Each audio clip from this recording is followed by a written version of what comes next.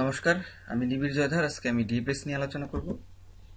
DFS হচ্ছে আসলে একটা অ্যালগোরিদম যেখানে আমরা ট্রি অথবা গ্রাফের ক্ষেত্রে এটাকে এটার এলিমেন্টগুলো সার্চ করতে পারি বা ট্রাভার্স করতে পারি। গ্রাফের ক্ষেত্রে আমাদের প্রথমে স্টার্টিং নোডটা বলে দেওয়া হয়।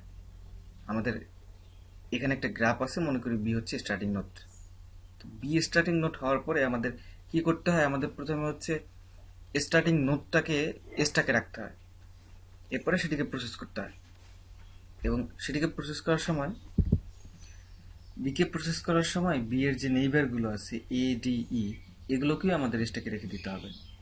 এবং স্ট্যাকের টপে যে এলিমেন্ট আছে সেই টপটাকে আমরা প্রথমে প্রসেস করব এবং সাথে সাথে টপের যে নেইবারটি আছে সেটি এবার স্ট্যাকে রেখে দিব। প্রথমে আমরা বিকে প্রসেস করলাম, বিকে প্রসেস করার পরে এ ডি ই, এগুলো হচ্ছে বি এর নেইবার। তো আমরা এ ডি ই কে স্ট্যাকে রাখলাম, এখানে সবশেষে রাখা হয়েছে ই, তাহলে টপে ই থাকবে। এবং ই কে প্রসেস করার পরে আমরা ই এর যে নেইবার এফ, সেটিকে আমরা স্ট্যাকে রেখে দেব। এখন এই স্ট্যাকে টপের মান হবে এফ। এখন আমরা এফ কে প্রসেস করব এবং এফ কে প্রসেস করার সময় দেখব যে এফ এর নেইবার সি, যেটি এখন আনভিজিটেড, এটিকে আমরা স্ট্যাকে রেখে দেব। তখন আমরা দেখব যে স্ট্যাকের টপের মান হবে সি। আমরা সি কে প্রসেস করব, এরপরে ডি কে প্রসেস করব, এরপরে এ কে প্রসেস করব। অর্থাৎ আমরা ডেপথে যাব। বি এর নেইবারগুলোকে প্রথমে ট্রাভার্স না করে বা প্রসেস না করে আমরা ই কে প্রসেস করার পরে এর ডেপথে চলে গেলাম। এই জন্যই এটির নাম আসলে depth first search. Depth first search is an algorithm for traversing or searching tree or graph data structure.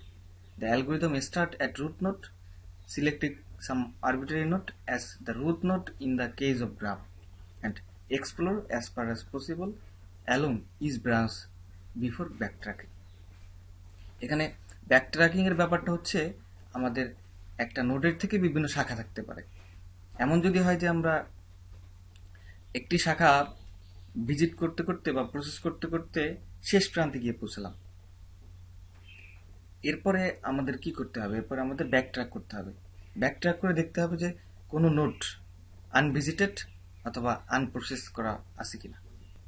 এবং এই ব্যাকট্র্যাক করার আগে কিন্তু প্রতিটা নোডকে আমাদের প্রসেস করে রাখতে হবে। আমরা এবারে ডিএফএস এর অ্যালগোরিদমটা একটু দেখব। এখানে স্টেপ 1 এ set status 1 ready state for each node in graph. প্রথমেই আমাদের কাজ হচ্ছে যে প্রতিটি নোডের স্ট্যাটাস 1 করে দেওয়া। এই 1 কে আমরা রেডি স্টেট হিসেবে ধরে নিচ্ছি। দ্বিতীয় স্টেপে থাকে পুশ দ্য স্টার্টিং নোড এ। এখানে স্টার্টিং নোডটা এ হতে পারে, বি হতে পারে, সি হতে পারে। আমাদের এখানের চিত্রে স্টার্টিং নোডটা হচ্ছে বি। তো এখানে আমাদের স্টার্টিং নোডটাকে স্ট্যাকে রাখতে হবে, স্ট্যাকে পুশ করতে হবে and set it's status equal to 2। এটা হবে ওয়েটিং স্টেট। যেটা আমরা স্ট্যাকে রাখবো, যেটা আমাদের স্ট্যাকে রাখা হয়ে গেছে, সেটা হবে ওয়েটিং স্টেট। এবং এই স্ট্যাকের টপ থেকেই আমরা কিন্তু পরবর্তীতে একটা একটা করে নিয়ে প্রসেস করব। স্টেপ 3 হচ্ছে repeat step 4 and 5 until stack is empty. যতক্ষণ না পর্যন্ত স্ট্যাকটি এমটি হবে, অর্থাৎ আমরা যে স্ট্যাকে ডেটাগুলো রাখলাম, পুশ করলাম বা নোটগুলো রাখলাম, সেই নোটগুলো যতক্ষণ না পর্যন্ত এমটি হবে ততক্ষণ পর্যন্ত আমরা 4 এবং 5 নম্বরের স্টেপটা করব। এখানে বলা হয়েছে pop the top note N, অর্থাৎ স্ট্যাকের টপে যে নোটটা আছে সেটাকে আমরা পপ করব। পপ করা মানে স্ট্যাক থেকে সেই ডেটাটাকে সরিয়ে নেওয়া এবং process it and set is status 3। এরপরে সেই নোটটিকে প্রসেস করতে হবে এবং এর স্ট্যাটাস 3 করে দিতে হবে। এতে আমরা বুঝবো এটি প্রসেস করা হয়ে গেছে। এরপরে স্টেপ 5 এ push on the stack all the neighbours of N that are in the ready state. আমরা যে এনটাকে প্রসেস করলাম, এখন আমাদের দেখতে হবে যে এন এর যে নেইবারগুলো আছে সেই নেইবারগুলো কি আসলে রেডি স্টেটে আছে কিনা। যদি রেডি স্টেটে থাকে তাহলে আমরা সেই নোটগুলোকে আবার স্ট্যাকে রাখবো এবং set their status equal to, এবং তাদের স্ট্যাটাসটাকে 2 করে দেবো। অর্থাৎ যেগুলো আমরা স্ট্যাকে রাখবো সেই প্রত্যেকটির স্টার্ট সি কিন্তু 2 হবে। এরপরে ইন্ড অফ লুপ, স্টেপ 6 এক্সিট। এভাবেই ডিএফএস এর অ্যালগোরিদমটা কাজ করে আর কি। আমরা একটু ক্লিয়ার হব যদি এই এক্সাম্পলটা দেখি। এখানে প্রথমে যেহেতু বি স্টার্টিং নোট, আমাদের প্রথম কাজ হচ্ছে বিটাকে স্ট্যাকে রাখা। এখানে ডান পাশে আমরা লিখে দিয়েছি যেটি রেডি স্টেটে থাকবে সেটির কালার হবে ব্লু, যেটি ওয়েটিং স্টেটে থাকবে সেটির কালার হবে ইয়েলো, যেটি প্রসেস হয়ে যাবে সেটির কালার হবে ব্ল্যাক। যেহেতু বি হচ্ছে স্টার্টিং নোট, তাহলে আমরা বি কে প্রথমে স্ট্যাকে রেখে দিব, এবং স্ট্যাকে যখন রাখলাম তখন এর কালার কিন্তু হলুদ হয়ে গেছে, এটা ওয়েটিং স্টেটে আছে, অর্থাৎ এটিকে এখন প্রসেস করা যাবে। তো পরবর্তী ধাপে আমরা বি কে প্রসেস করলাম, এবং বি কে প্রসেস করার সাথে সাথে দেখতে পেলাম যে বি এর নেইবার হচ্ছে এ ডি ই। আমরা এখন এ ডি ই কে স্ট্যাকে রেখে দেব। এ ডি ই কে স্ট্যাকে রাখার পরে আমরা যখন স্ট্যাকের দিকে তাকাই তখন দেখা যাবে যে স্ট্যাকের টপ মানে সবার শেষে বা উপরে যে এলিমেন্ট আছে সেটা হচ্ছে ই। তাহলে আমরা এবারে ই কে প্রসেস করব। ই কে প্রসেস করার সাথে সাথে আমাদের আরো একটি জিনিস করতে হবে, সেটা হচ্ছে ই এর সাথে রেডি স্টেটে থাকা কোন নেইবার আছে। ই এর নেইবার হচ্ছে বি ডি এবং এফ। দেখি আমরা ই এর নেইবার বি ডি এফ, এখানে বি কিন্তু অলরেডি প্রসেস করা হয়ে গেছে, ডি ওয়েটিং স্টেটে আছে, এবং এফ এটা কিন্তু রেডি স্টেট, এটা এখনো ভিজিট করা হয়নি। তাহলে আমাদের কি করতে হবে, ই কে যখন আমরা প্রসেস করব তখন এফটাকে স্ট্যাকে রেখে দিতে হবে। এখানে আমরা এফটাকে স্ট্যাকে রেখে দিলাম। এখন স্ট্যাকের টপের যে ডেটা বা টপের নোট সেটি হচ্ছে এফ। এখন তাহলে আমাদের এফ কে প্রসেস করতে হবে।